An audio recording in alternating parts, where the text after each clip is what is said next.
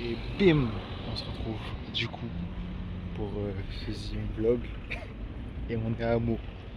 Bon, comme ça, bon, on dirait que ça va être gaze, mais moi je vous promets, il y a là des trucs à voir à Meaux. Et il y a plein de petites. Enfin, majoritairement quand on dit Meaux, on pense au musée de la Grande Guerre. Alors je sais pas si je pourrais y aller, mais il n'y a pas que ça. Il y a la cathédrale de Meaux. Regardez qu'on aperçoit juste là-bas, si le bus veut bien passer, qu'on aperçoit juste là-bas. Et aussi le palais épiscopal qu'on peut visiter avec le musée et tout. Et il y a le jardin du palais et tout. Donc on va aller voir tout ça. Hein. Allez, je vous reprends après.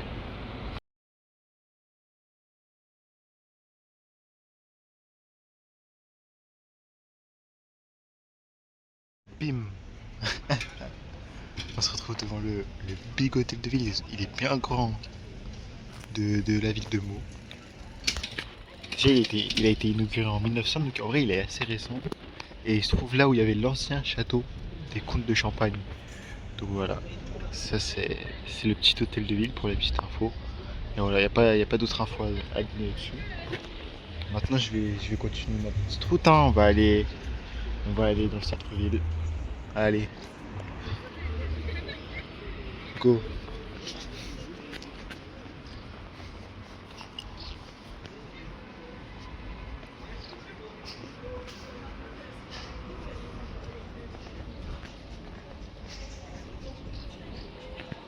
Ah ouais, c'est ces villes qui diffusent de la musique dans la ville, mais pas trop fort. Ok, ok, je vois quelle ville c'est. Ouais. Et bim, on se retrouve pile devant la cathédrale.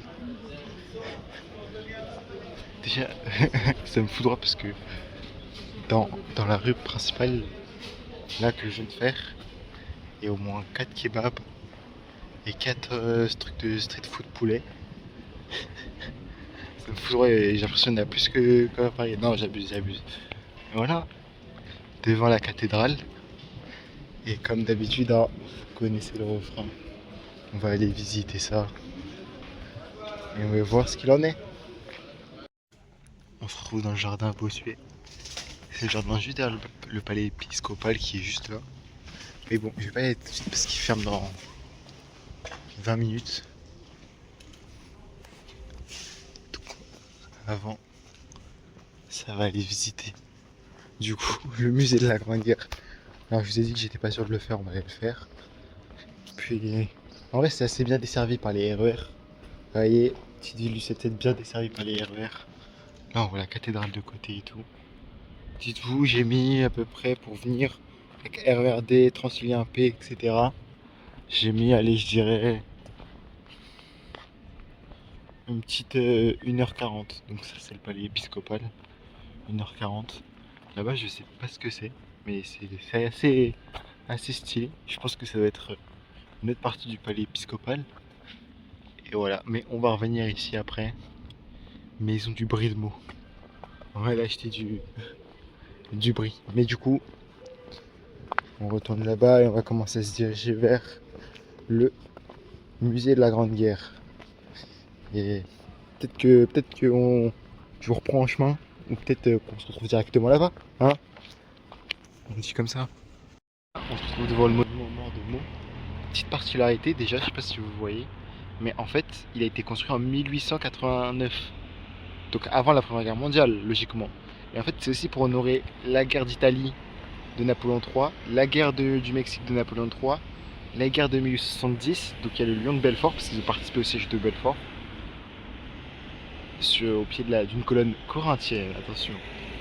Et après, ils ont rajouté des plaques pour 14-18, donc c'est tout ce qu'on voit en vert. Et il y a aussi des plaques pour 39-45, où ils ont fait tout le tour en gros. À la base, il y avait juste la colonne pour les guerres de Napoléon III, et après, ils ont rajouté tout le reste pour les autres guerres. Donc voilà, je le trouve original quoi, qu'il y ait plusieurs guerres avant 14-18 dessus. Voilà. Et juste à côté, autre truc, il y a les remparts de la ville, qui sont des remparts gallo-romaines, quoi, qui sont toujours debout, qui ont été construites à la fin du 3e siècle, début 4e. Donc voilà, assez, assez impressionnante. Là, ils sont en train de les restaurer pour qu'on puisse un jour marcher dessus. Peut-être que je reviendrai ce jour-là, quoi. Et voilà, voilà. C'est- Encore une fois, on m'a dit qu'il n'y avait rien à Meaux. Donc faut savoir qu'à la base, Meaux s'appelle Mende sous les Romains, du nom du peuple celte qui l'habitait. Et donc Meaux existe depuis l'Antiquité tardive. Donc sous le bas Empire, il y a eu la construction de cette muraille pour les protéger des invasions. Durant le Moyen-Âge, la ville va être une cible prioritaire du fait de la présence de ses murailles et de son château qui permettent de verrouiller une partie de la Marne. Et donc elle va être attaquée une première fois par les Vikings, appelés à l'époque Normands, qui vont occuper la ville de 852 à 886, faute de paiement du roi. Autre fait marquant, à partir de 1239, on va retrouver dans la ville une communauté cathare, de la religion cathare, donc, qui normalement se trouve dans le sud-ouest de la France, et donc là qui s'est retrouvée à Meaux. Ils vont être massacrés lors des différentes croisades contre les Cathares. Durant la guerre de 100 ans, la ville va fortement changer de main entre anglais et français, et donc ce qui va causer des révoltes de paysans, des jacqueries. Ces jacqueries vont être fortement réprouvées, que ce soit par le roi d'Angleterre ou le roi de France. Passons à la Renaissance, où là il va se passer un autre fait marquant. Meaux va être une ville protestante assez importante, et en 1562, elle va obtenir le droit de culte du protestantisme, et donc le prince de Condé va essayer de kidnapper le roi à Meaux pour l'avoir dans son camp, donc le prince de Condé qui était le chef du parti protestant à l'époque. Et bien arrivé au musée de la Grande Guerre avec là-bas le petit Saint-Chamond là. Premier tank français, le Saint-Chamond. Mais avant, j'ai envie d'aller voir la statue qui est juste derrière les arbres là-bas, parce que chaque fois que je venais en sortie ici, Crary, on pouvait pas aller la voir. Bah, moi je vais aller la voir, ça y est. Donc cette statue de 22 mètres de haut a été offerte par les Américains pour commémorer la première bataille de la Marne. Alors elle s'appelle La Liberté éplorée, et petite anecdote, elle se trouve exactement à l'endroit où les Allemands se sont arrêtés lors de la première bataille de la Marne. Donc voilà. Ah, bon. C'est au musée de la Grande Guerre là. Bien sympathique, il y a un bus qui vient d'arriver, donc je vais me dépêcher d'entrer pour pas être en même temps que quelqu'un qui visite. Ouais, c'est comme ça. Et en plus là, c'est vrai qu'il y a la nouveauté, il y a la tranchée. Donc on va visiter la tranchée et tout. Allez, tiens, Roger, évacue-moi cette douille. Ah, mais vous êtes là pour la suite de l'histoire de Meaux. Ouais, j'ai mis un truc bleu pour faire caresser un uniforme de l'époque. Bon, maintenant, on va parler de la suite de l'histoire de la ville de Meaux. Et surtout de la Première Guerre mondiale à Meaux et le musée de Meaux. Bon, je me suis assis, je me suis abrité sous le parapet là pour éviter les shrapnels, les obus, les balles. Bon, j'arrête le RP là parce que même moi ça me gêne, hein. Désolé. Donc déjà, le musée de Meaux, pourquoi il est là-bas? Parce qu'il y aura les deux batailles de la Marne proches de Meaux. La première avec les fameux taxis qui vont opposer les Français et les Allemands. Et la deuxième, où ça va être les Américains et les Français contre les Allemands. Elle qui aura lieu en 1918 et la première en 1914. Donc les deux, elles appartiennent à la guerre de mouvement, hein, ça tout le monde connaît, etc. Le musée de Meaux, il est aussi là pour permettre pour être un grand musée sur la guerre proche de Paris, donc pour attirer des touristes, etc. Donc il y a plus de 90 000 visiteurs par an. Et c'est un musée avec une assez grande collection parce que il y a plus de 75 000 objets et documents. Le musée se veut avec un énorme aspect muséographique et un aspect assez important de la représentation réelle de ce que c'était à l'époque, en fait, de reproduire vraiment, d'imiter, on va dire. Et donc on peut le voir avec la nouvelle acquisition, donc la tranchée, etc. Du coup, je suis rentré du musée en bus. Et là, on se retrouve à côté de la cathédrale. Déjà, elle n'a pas de vitraux. Bon, elle a l'air orientée. Je crois qu'elle est orientée, ouais. Et du coup, on rentre sur le côté sud, hein. Et donc oui, Meaux est une ville qui a une cathédrale contre toute attente.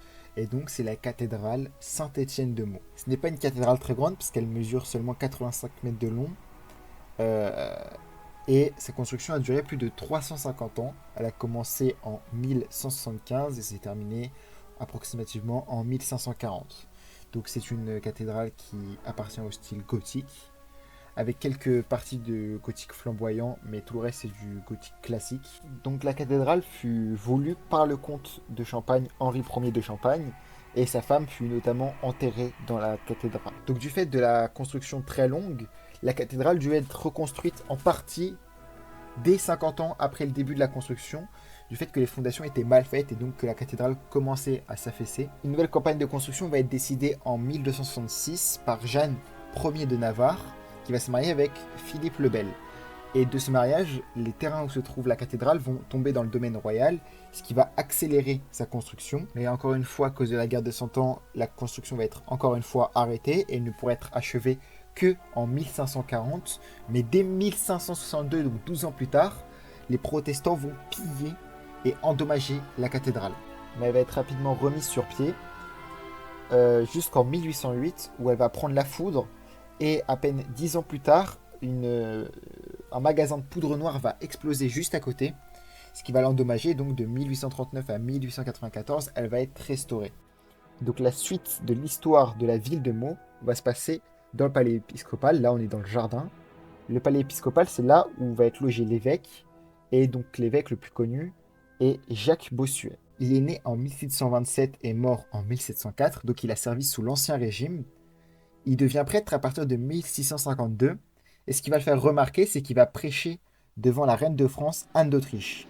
Il va donc devenir à cette époque-là prédicateur royal, mais là où il va devenir quelqu'un d'important à la cour, c'est qu'à partir de 1670, il va devenir précepteur du grand dauphin, donc fils de Louis XIV, l'héritier du trône, et pendant 10 ans, il va lui apprendre les manières et la vie à la cour et comment diriger le royaume. Ce qui va le permettre d'être très proche du dauphin ainsi que de sa femme, dont il va devenir l'aumônier. Il va posséder son propre hôtel particulier à Versailles qui témoigne de sa richesse et de sa place importante. À partir de 1681, il devient donc évêque à Meaux et c'est là qu'il va loger dans le palais Convoi, où actuellement il y a une énorme collection de tableaux appartenant à la ville qui datent de toute époque, avec quelques reconstitutions de pièces de l'époque. Donc là, c'est un tableau de Bossuet qu'on voit. Et donc voilà dans les grandes lignes pour la vie de Bossuet. Si vous voulez en savoir plus, il y a Internet qui existe, hein, et à la team. Et donc c'est un beau musée avec des belles collections, etc. Il nous explique bien l'histoire de la ville, l'histoire de Bossuet, etc. Il y a même des collections, enfin des expositions temporaires ici dans les souterrains du château. Et donc voilà.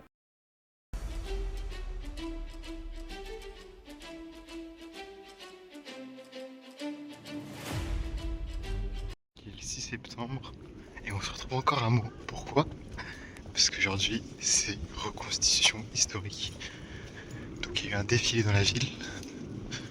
Je sais pas si... Enfin, je sais qu'il commençait avant. Mais je crois qu'il n'est pas complètement fini. Donc on va aller voir ce qui reste et tout. Mais je vous dis, cette ville, elle est pleine de mystères. Cette ville est très... Il y a beaucoup de choses à dire sur cette ville.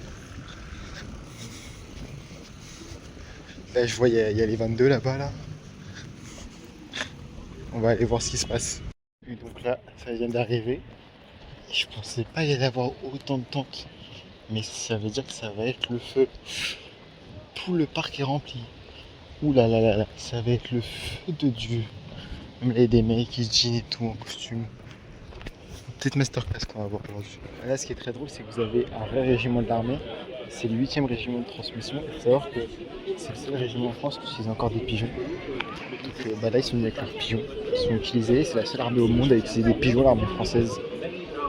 Là, ils sont là et tout. Et aussi Vaillant, les fameux pigeons bien connus. Là, il y a des chevaux parce qu'il y a des mecs qui font la reconstitution de cavalerie et tout. Ah, mais c'est bien. C'est bien, donc il y a des chevaux et tout.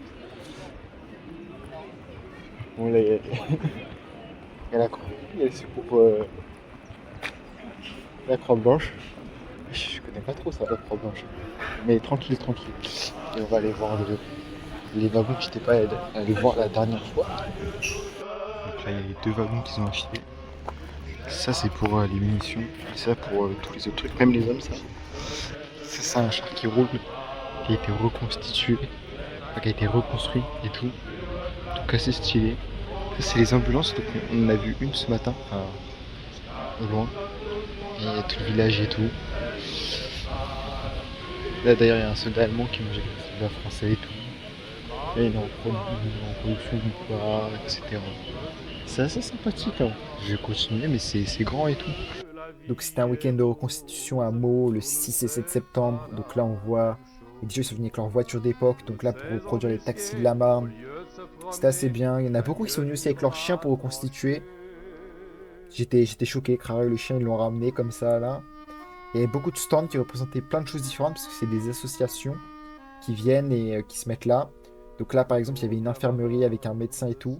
Et le mec, il expliquait comment ça marchait à l'époque. Là, il y avait un petit défilé parce qu'ils allaient faire une reconstitution dont on va voir après, enfin une démonstration plutôt. Et donc c'est assez sympa. La musique que vous entendez au fond, c'est la chanson de Crowd d'ailleurs. C'est une petite chanson pour contester le pouvoir, enfin la guerre tout simplement, hein. Donc là, c'était une reconstitution allemande, notamment d'un mortier de tranchée. Assez sympathique. Il y avait un monsieur, comme on voit, qui expliquait tout. Et donc c'est bien parce que ça fait un week-end de reconstitution pas très loin de Paris, donc on peut y aller facilement au lieu d'aller loin, etc. Et donc encore merci d'avoir écouté ce vlog. Et voilà, en mot, très très bonne ville hein, à visiter, moi je vous le dis.